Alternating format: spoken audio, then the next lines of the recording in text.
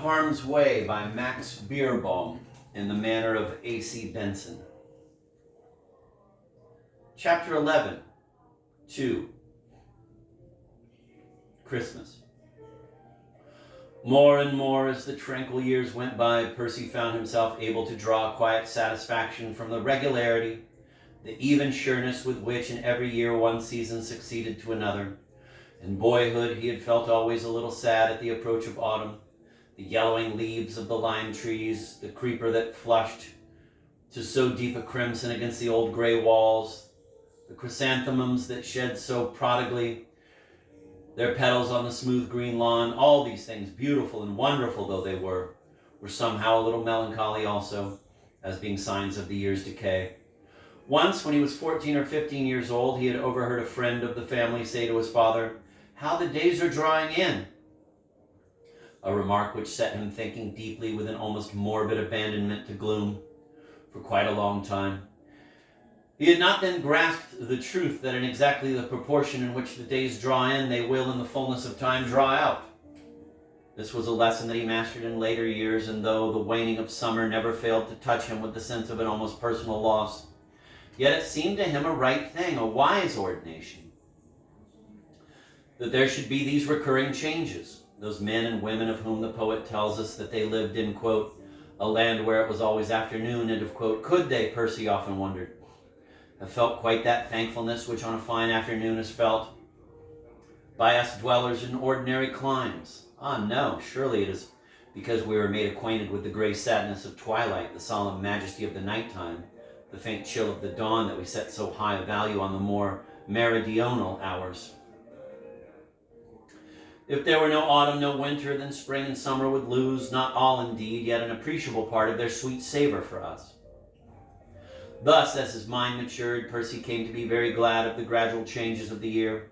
He found in them a rhythm, as he once described it in his diary, and this he liked very much indeed. He was aware that in his own character, with its tendency to waywardness, to caprice, to disorder, there was an almost grievous lack of this rhythmic quality, and the sure and seemly progression of the months was there not for him a desirable exemplar, a needed corrective. He was so liable to moods in which he rebelled against the performance of some quite simple duty, some appointed task, moods in which he said to himself, "Hang it, I will not do this," or, "Oh, bother, I shall not do that." But it was clear that nature herself never spoke thus. Even as a passenger in a frail bark on the troublous ocean will keep his eyes directed towards some upstanding rock on the far horizon, finding thus inwardly for himself, or hoping to find a more stable equilibrium, a deeper tranquility than is his, so did Percy daily devote a certain portion of his time to quiet communion with the almanac. There were times when he was sorely tempted to regret a little that some of the feasts of the church were movable. True, they moved only within strictly prescribed limits and in accordance with certain unalterable, wholly justifiable rules. Yet in the very fact that they did move, there seemed, to use an expressive slang phrase of the day, something not quite nice. It was therefore the fixed feasts that pleased Percy best. And on Christmas Day especially, he experienced a temperate glow, which would have perhaps surprised those who knew him only slightly.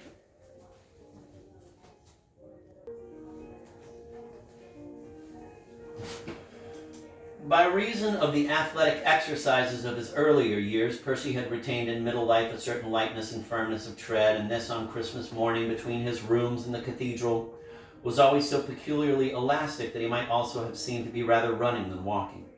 The ancient fane, with its soarings of gray columns to the dimness of its embowed roof, the delicate traceries of the organ screen, the swelling notes of the organ, the mellow shafts of light filtered through the stained glass windows, whose hues were as those of emeralds and rubies and amethysts, the stainless purity of the surplices of clergy and choir, the sober richness of Sunday bonnets in the transept, the faint yet heavy fragrance exhaled from hot water pipes.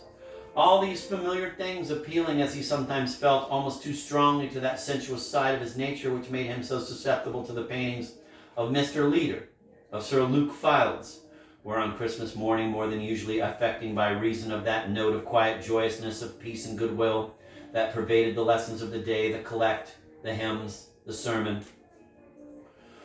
It was this spiritual aspect of Christmas that Percy felt to be hardly sufficiently regarded, or at least dwelt on nowadays, and he sometimes wondered whether the modern Christmas had not been in some degree inspired and informed by Charles Dickens. He had for that writer a very sincere admiration, though he was inclined to think that his true excellence lay not so much in faithful portrayal of the life of his times, or in gift of sustained narration, or in those scenes of pathos which have moved so many hearts in so many quiet homes, as in the power of inventing highly fantastic figures such as Mr. Micawber or Mr. Pickwick. This view Percy knew to be somewhat heretical and constitutionally averse from the danger of being suspected of, quote, talking for effect, end of quote. He kept it to himself.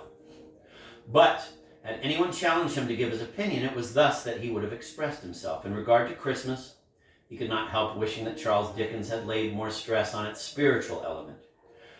It was right that the feast should be an occasion for good cheer, for the savory meats, the steaming bowl, the blazing log, the traditional games. But was not the modern world, with its almost avowed bias towards materialism, too little apt to think of Christmas as also a time for meditation, for taking stock, as it were, of the things of the soul? Mercy had heard that in London nowadays there was a class of people who sate down to their Christmas dinners in public hotels. He did not condemn this practice, he never condemned a thing, but wondered rather whether it were right, and could not help feeling that somehow it was not. In the course of his rare visits to London, he had more than once been inside one of the large new hotels that had sprung up. These great caravanseries, as he described them in a letter to an old schoolfellow who had been engaged for many years in Chinese mission work. And it seemed to him that the true spirit of Christmas could hardly be acclimatized in such places, but found its proper resting place in quiet, detached homes, where were gathered together only those connected with one another by ties of kinship or of long and tested friendship.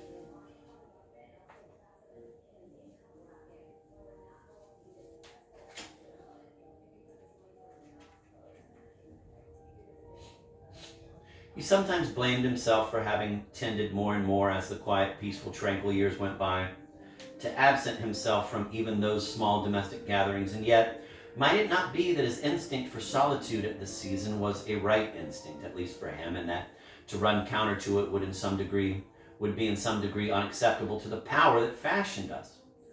Thus he allowed himself to go, as it were, his own way. After morning service he sate down to his Christmas fare alone, and then, when the simple meal was over, would sit and think in his accustomed chair, falling perhaps into one of those quiet dozes from which, because they seemed to be so natural a result, so seemly a consummation of his thoughts, he did not regularly abstain.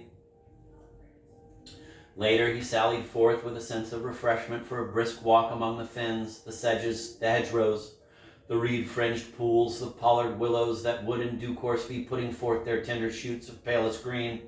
And then once more in his rooms, with the curtains drawn and the candles lit, he would turn to his bookshelves and choose from among them some old book that he knew and loved, or maybe some quiet new book by that writer whose works were most dear to him, because in them he seemed always to know so precisely what the author would say next, and because he found in their fine-spun repetitions a singular repose, a sense of security, an earnest of calm and continuity, as though he were reading over again one of those wise copybooks that he had so loved in boyhood, or were listening to the sounds made on a piano by some modest, very conscientious young girl with a pale red pigtail, practicing her scales very gently, hour after hour. Next door.